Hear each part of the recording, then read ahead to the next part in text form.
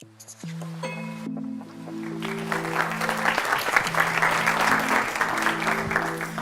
morning, everyone. So thank you so much for coming on a Sunday morning. The astute of you in the audience will hear that I'm actually obviously not from Australia, I'm from London. So if you're tired, you have literally no idea how I feel right now. It's 1 o'clock in the morning. So as Pete said, my name is Maxine Mackintosh. I'm doing a PhD in data science where I'm mining medical records to find new predictors for dementia. But what keeps me sane and social and a human is the fact that I run this amazing community network of women and people from diverse backgrounds who are kind of struggling to get into health technology. Many of us will know that healthcare is overwhelmingly female, but when it comes to health tech, there are very, very few women working in those positions. So I set up a community that looks to get more women into those roles. What I'm going to talk to you about, and I think I might sort of speed up a little bit just because we're running a little bit behind time, is the fact that as a world, not just healthcare, we're increasingly dependent on technology, and the decisions being made all across the world are increasingly going to be determined by algorithms. So the title of this is Weapons of Mass Destruction. I wish I had coined that myself, but it's from a book by a woman called Cathy O'Neill, and I would thoroughly recommend it as a very approachable and understandable book about how algorithms are affecting affecting societal equity. I'm just going to give you an example of how this can impact healthcare and therefore hopefully raise the awareness about the fact that if we're using technology in healthcare, it does have risks, and it does have risks to health equity. So just because I did a bit of a kind of recce on people's knowledge and understanding of data, so I just want to clarify a couple of things for you so that we're all on the same page when it comes to the language. So I want you to think about algorithms in this context as something that takes in data, any kind of data, and then has some definition of a success. So that could be, for example, a diagnosis of cancer. That's quite a morbid way of looking at success, but that would be what a success could be for an algorithm. And then what that algorithm does is it learns to find the patterns and the routes to that success. A model is a way of predicting those successes, i.e. predicting how we can find that positive diagnosis to cancer. But the thing is that models do, when we're predicting those successes, is they will inherently rank people and score people in some hierarchy. And that's the problem when it comes to algorithms, is that by the nature of the models they're predicting, you're going to be put into some order. So obviously those people at the top of that order are going to have different effects to people at the bottom.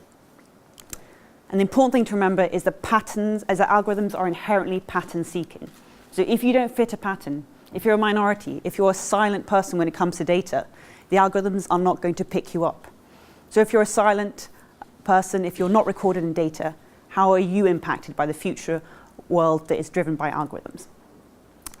So the world of AI and algorithms and machine learning, which for now we'll kind of just use as a general big data term, has had its fair share of positive and negative PR. So this is the one that I think was probably most unfortunate when it came to what algorithms can do. So this is a Twitter chatbot that Microsoft in fact made, and it was basically an account that was able to interact with people over Twitter. And basically within a few hours, it became a misogynistic neo-Nazi arsehole. And that's not because the Twitter chatbot was inherently bad, but because the data that Twitter chatbot had been trained on was Twitter data. If any of you hang out on Twitter, you'll notice that there's a lot of abuse, there's a lot of trolling. So obviously if you're training algorithms on that negative, abusive data, you're going to create a negative, abusive AI bot. So that's the kind of way in which AI and has been hitting the media in a negative sense. But what's happening in healthcare? Well, as Pete alluded to, healthcare is changing quite a lot. Healthcare, like most other industries, is increasingly becoming dependent on technology. So health tech, digital health, e-health, we're kind of going to use these interchangeably, is increasingly just meaning health. There's a bit of an us and them at the moment. We say this is digital health and this is health, but really it's all becoming overlapping. And you might be familiar with some of these devices already. They're out there, but they're not really used in kind of routine clinical settings. I'm sure many of you might have apps on your phone to monitor your health. You might even have Fitbits or the equivalent, which you probably fail to use or you stop using after 3 months. And all these devices, from everything from your Fitbit to your big bits of hospital IT infrastructure, they are constantly collecting and generating data.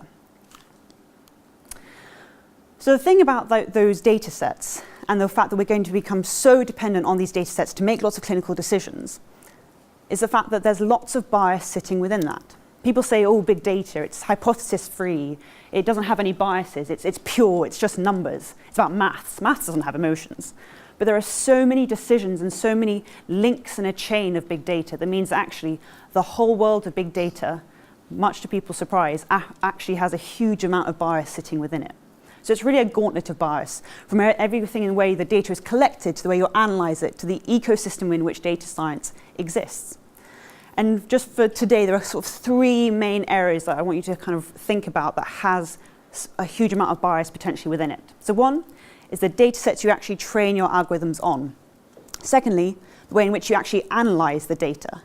And thirdly, it's the entire data pathway. It's the fact that you've got people collecting data, people analyzing data, people challenging the analysis, people implementing it. So to start off with, we'll just quickly look at what goes in, the data sets, and where the biases lie within the data sets you can feed some of your algorithms. So we're now starting to understand that there's a non-random systemic omission of people who live on the margins of big data. So I'm sure many of you can think about in your day-to-day work, who those people might be. Do you work with homeless communities? Do you work with people who struggle to access particular electronic resources? Amazon trying to do an elderly survey is probably going to find that they don't have a lot of over 90-year-olds shopping on Amazon. I'll give you an example of clinical trials then. So who are these people, other than gorgeous young men? So these are your kind of classic, perfect clinical trial specimens. They're your young, fit, 20-something-year-old Caucasian males. And really that's the kind of gold standard of clinical trials that we've had for a very, very, very long time. But some of you and many of you will know that actually, people react differently to different drugs according to your ethnicity, according to your gender, according to all different metrics that would make up who we are. So I'm just going to use the example of gender here, but there's a lot of evidence that actually clinical trials have a huge sex bias within them. So actually, in the paper that says sex bias in neuroscience, there's an average of 5-to-1 in your ratio of men to women in the average neuroscientific trial. And we know that men and women respond differently to drugs. So why does it matter in the world of big data? Well, there's an increasingly large amount of work that's been done on rehashing clinical trial information. Clinical trials are super expensive, between $1.6 and $2.6 billion per clinical trial spent. So now there's a huge rise in the number of clinical trial data that's being rehashed to find new indications, to find if we can apply those drugs to new diseases, to new populations. A lot of us don't know how that data was collected. A lot of us can't rerun the clinical trial. So we're using data that was collected under suboptimal cases. Lots of women don't appear in clinical trials because they're expensive to recruit, because often they're the biggest carers. People like to rerun the same sorts of models for historical reasons. If historical trials were predominantly held within male populations, it's a lot better for the sake of replication to rerun them in men populations as well. And also physiological differences. We're not that aware of the physiological differences a lot of the time between how men and women respond differently to drugs. Second example when it comes to healthcare and a problem with data sets is medical school admissions. So this is something that happened in the UK. St George's Hospital was receiving lots of their medical school applicants, and they thought, let's try and do a kind of pre-processing so that we can find out, lessen the burden of us manually reading all these CVs. And they used an algorithm to do this, and the algorithm started to negatively score against women and black and ethnic minorities. I don't know if any of you saw this paper, but it was in JAMA a few months ago, and it basically said that women were better doctors. So not only is it problematic just because women and black and ethnic minorities were getting lower scores, but actually you're creating a less good healthcare workforce by that evidence. So this I'm not going to dwell on because this is actually the second point. This is actually how the analysis is done. So if you're interested in talking about the nubbins of statistics, and some of you may be epidemiologists and therefore might have more of an interest in this, we can chat about this later, but this is that there are lots of decisions you make when you're analysing data that are not bias-free. So this can be everything to do with your feature selection, i.e. what variables you're using, to the trade-off between the error and complexity, which often just cuts off those margins of the bell curve. If you do want to do a bit of reading yourself, I would look at the FatML website because that has lots of fantastic reading about how to make big data more fair and accountable. And the third source is the fact that there's this whole pathway, there's a link, and there's a chain of data analysis that happens. Data analysis is not just for data scientists, it's not just for men sitting in dark rooms in hoodies who barely wash, writing code all day. It goes from the collecting of the data out in the field, to the analysing it, to the working with different disciplines to implement it, to working with business teams to deploy it into a wider population. 16% of computer science graduates in the UK are women. The inverse is said for anthropology. So you have a lot of people doing the how data works. You have not a lot of people asking why the data is how it is. And that's one thing that's very important is that, and we see this a lot with the organisation that I work with, lots of women say, no, I'm not techie, I'm not techie, I'm not techie. And so lots of people say, well, no, the world of data science, it's scary, it uses lots of language I don't understand. And it's quite an alienating world just to dip your toe into. But as a result, you don't have a lot of people really questioning the effects that it can start to have on society. And I think that's one thing that really is so important to realise, and I think that's very in line with the GIF ethos, is the fact that data science is this really interdisciplinary field. We need anthropologists really questioning the impact this has on society, how it's analysed, how it's collected, and the fact that a slight lapse in how it's collected will have absolutely explosive effects further down the line, potentially on society. So what are the solutions? Well, there are definitely technical solutions. There are kind of quite well-known and well-understood statistical ways to look at whether your data set, for example, is representative of your population, to see if actually you've checked all your biases, to look at actually is your team sufficiently multidisciplinary. But there are also, the non-technical ones. So they're making sure that you've got your clinicians on board, you've got your anthropologists present, you're having your results tested in a non-real world environment before you actually let it loose and potentially has negative effects on society. But the main thing is awareness. None of us are free from biases. I had a very pleasant interaction on Twitter with what's his name, Blue Axe Racer, who said, Maxine Mackintosh, I can tell you that by my ideology, I do not have any inherent bias towards any gender, race, sexuality, or whatever.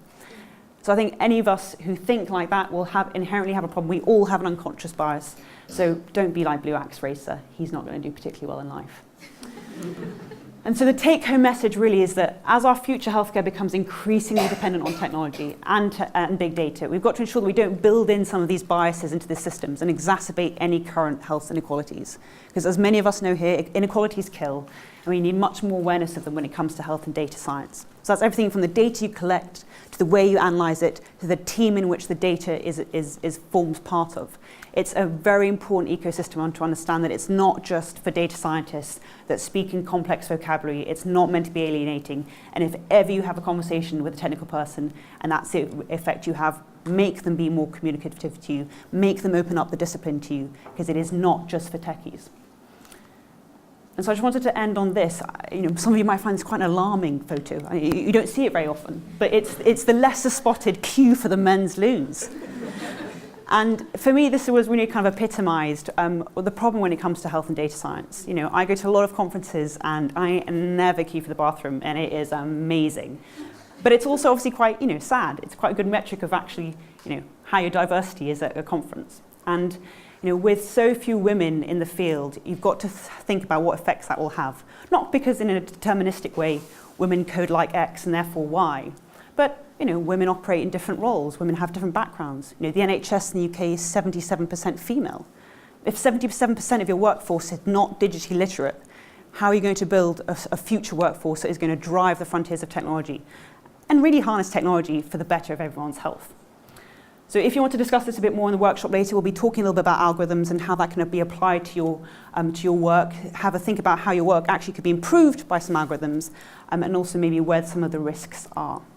And just really quickly, One Health Tech is a chapter-based model. We're now going to be launching in Ireland, in Israel, and in Sweden in the next 6 months. And it really is a kind of grassroots network for anyone who's really interested about health technology and with a kind of slant of diversity. So if you want to, set up a One Health Tech chapter here, or you have friends who love health technology, and you have to really love it, then please do come and talk to me, because I love to talk about having a chapter in Melbourne. Thank you very much.